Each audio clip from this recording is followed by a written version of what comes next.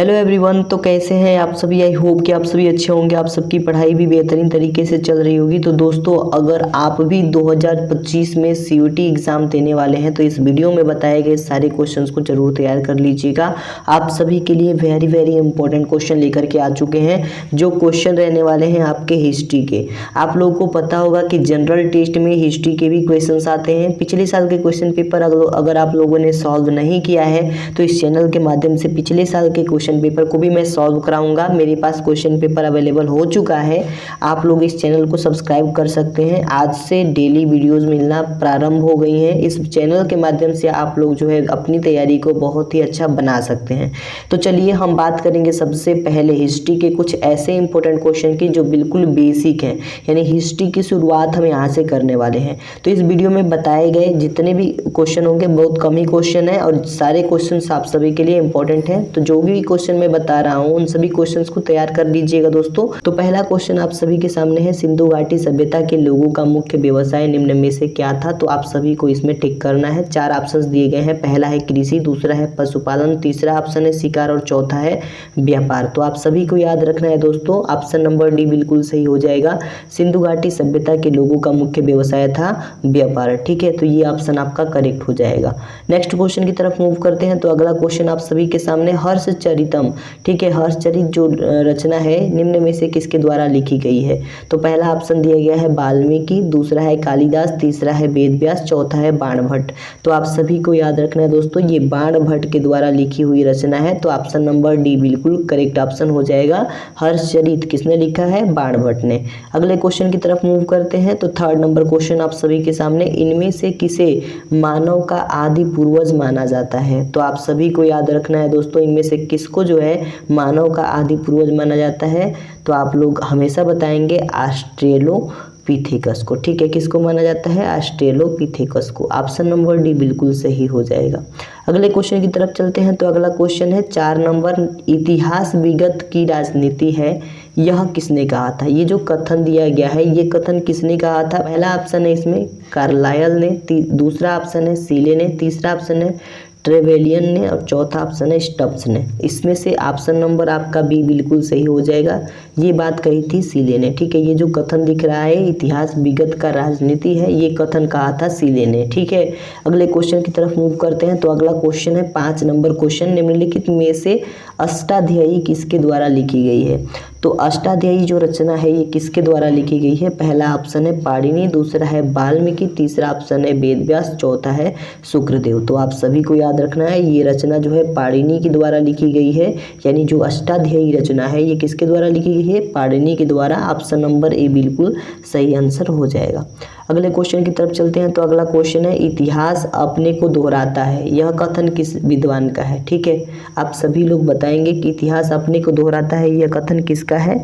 तो आप सभी को याद रखना है ये कथन है हीगेल का। किसका, हीगेल का। पहला ऑप्शन आपका सही हो जाएगा। ठीक है, तो पहला ऑप्शन इसमें करेक्ट होगा। हीगेल ने कहा था इतिहास अपने को ही दोहराता है। ठीक है, अगला क्वेश्चन नंबर 7, इतिहास के पिता की पदवी सही अर्थों में किससे संबंधित है।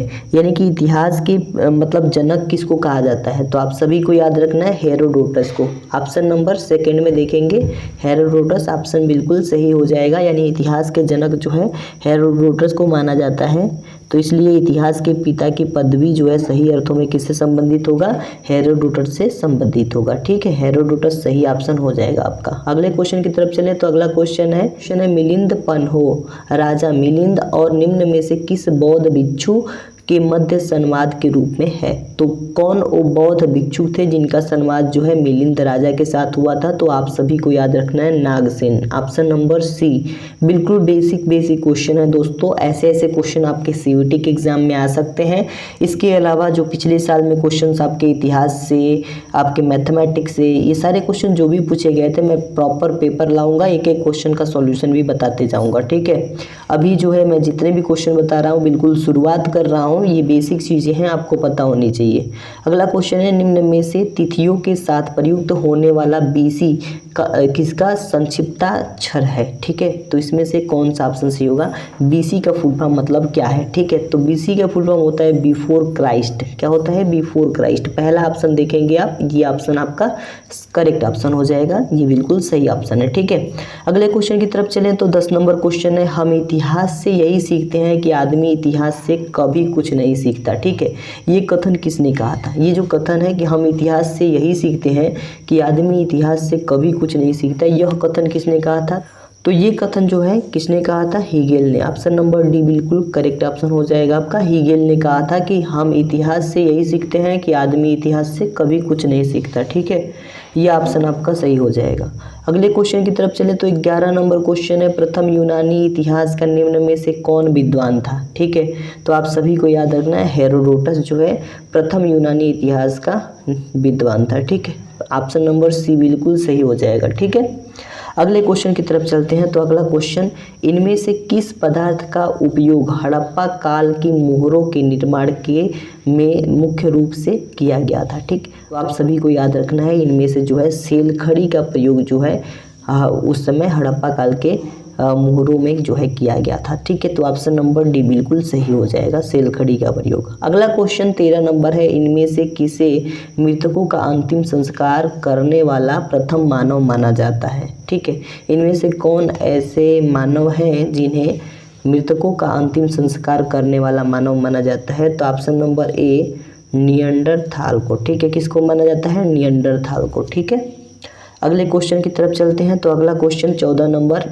कौन सा ग्रंथ यह दावा करता है जो उसे ग्रंथ में है, यानी कि जो उस ग्रंथ में है वह विश्व में है, जो उस ग्रंथ में नहीं है वह विश्व में अलभ्य है, मतलब कि नहीं है। ठीक है, तो आप सभी को याद रखना है। देखिए ऑप्शन दिया गया है सामवेद, ऋग्वेद, यजुर्वेद, तो आप सभी का करेक्ट ऑप्शन हो जाएगा महाभारत। ठीक है, इसमें जो लिखा गया है इस ग्रंथ में वह विश्व में है और जो नहीं लिखा गया है वो इस विश्व में जो है अलभ्य है। ठीक है, अगले क्वेश्चन की तरफ चलें तो 15 नंबर क्वेश्चन है, निम्नलिखित में से किस इतिहास दर्शन शास्त्री ने कहा था समस्त इतिहास समकालीन इतिहास है। ठीक है, ये कथन जो किसका है, कौन सा कथन, समस्त इतिहास समकालीन इतिहास है।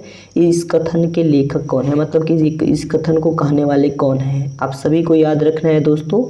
इस कथन को कहने वाले हैं बेनेडिक्टो क्रोच। ठीक है, तो किसने कहा था ये कथन। ठीक है, आप सभी लोग याद रखेंगे, ये कथन जो है बेनेडिक्टो क्रोच ने कहा था। ऑप्शन नंबर बी बिल्कुल करेक्ट ऑप्शन हो जाएगा। ठीक है, अगला क्वेश्चन 16 नंबर है, निम्न में से किसे आग की खोज का श्रेय दिया जाता है।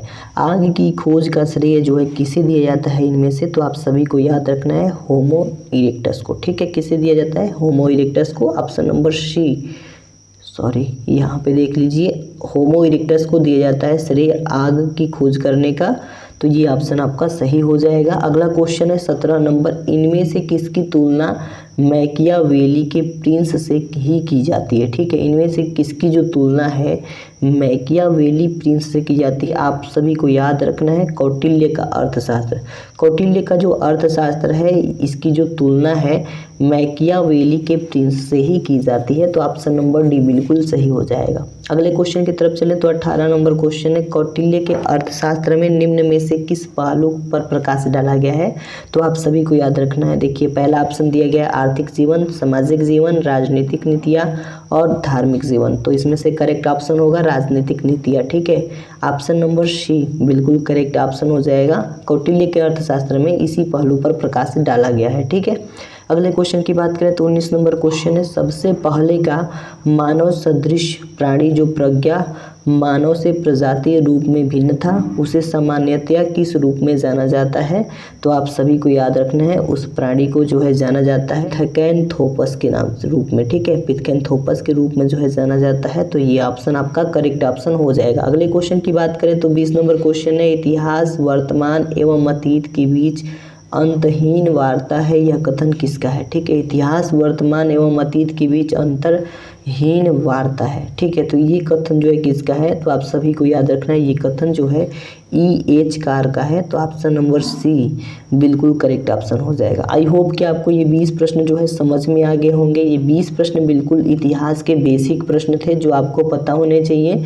इसके अलावा जो एडवांस लेवल के प्रश्न हैं उन सभी प्रश्नों को लेकर के आऊँगा जो आपके CUET एग्जाम में डायरेक्ट पूछने के चांसेस हैं, ठीक है। आई होप आपको इतनी चीज़ें क्लियर हो गई होंगी। इस वीडियो में अभी तक इतना ही। मिलते हैं एक नई वीडियो में ऐसे ही इंपॉर्टेंट क्वेश्चन के साथ। तब तक के लिए धन्यवाद दोस्तों।